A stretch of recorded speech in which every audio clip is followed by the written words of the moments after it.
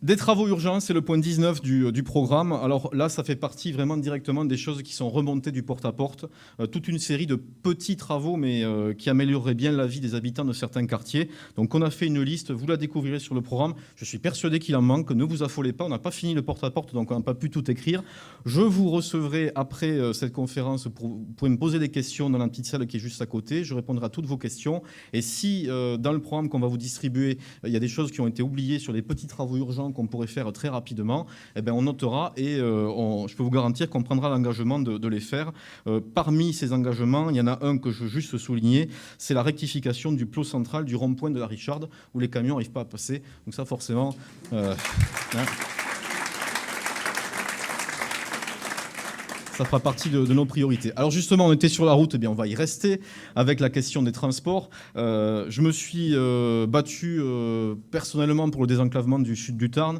Je n'ai pas pris l'écharpe bleue que j'ai mis il y a quelques semaines pour occuper la sous-préfecture avec le député Philippe Folliot. Alors Philippe Folliot qui m'a envoyé un message tout à l'heure, il est retenu évidemment à Paris par ses obligations de parlementaire, mais il vous passe le bonjour à toutes et tous. Et on s'est battu pour le désenclavement. On continuera. Que va-t-il advenir du projet d'autoroute ? Je ne suis pas capable aujourd'hui de vous dire ce qui va se passer. C'est engagé, mais ce n'est pas forcément bien engagé. Donc il faut encore rester extrêmement prudent et surtout extrêmement motivé et mobilisé pour le désenclavement. Donc vers Toulouse, évidemment, mais aussi... la circulation entre Mazamet et Castres, parce que Mazamet-la-Bruyère est saturée aujourd'hui, il faut le dire. Donc ça fait partie des choses qu'il faudra rapidement porter, surtout si demain on a un échangeur autoroutier à Castres. Comment, nous, Mazamétains, on va aller jusqu'à l'échangeur routier ? Est-ce qu'on y va par une route saturée jusqu'à la Bruyère, où aux heures de pointe, on roule à 35-40 à l'heure ? Compliqué. Donc ça fera partie des choses que je dirai. Et puis il y aura aussi le désenclavement vers la Méditerranée. On y est très attaché ici dans le bassin mazamétain et ça fera vraiment partie des choses qu'on va dire. Sur les transports, un mot sur les transports en commun. On a eu des remontées aussi nombreuses sur des horaires pas adaptés au niveau de l'Ibélus, en particulier le matin. Donc dans les zones où il n'y a pas la desserte conseil général, on pourrait imaginer que l'Ibélus démarre plus tôt pour que les enfants puissent aller à l'école, au collège ou au lycée.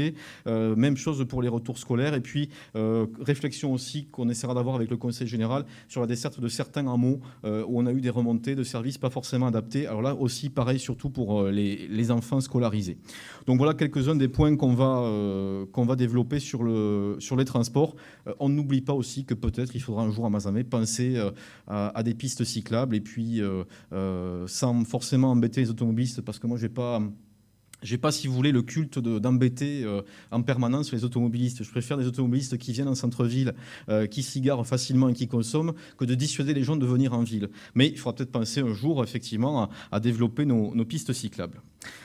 Je ne vais pas détailler plus en avance ce soir le programme. Vous aurez tout loisir donc de le lire. Je vous reçois évidemment pour répondre à vos questions juste après cette conférence. C'est parfois plus simple de venir me voir plutôt que de prendre la parole en public. Je sais qu'il y en a qui n'aiment pas trop ça. Donc je répondrai, je prendrai tout le temps pour répondre à vos questions. On répondra bien sûr à vos questions jusqu'aux élections avec notre site internet. Vous nous passez un mail, le téléphone portable, j'ai donné mon numéro, vous l'aurez à nouveau sur le programme, donc vous pouvez m'appeler à tout moment, je vous répondrai.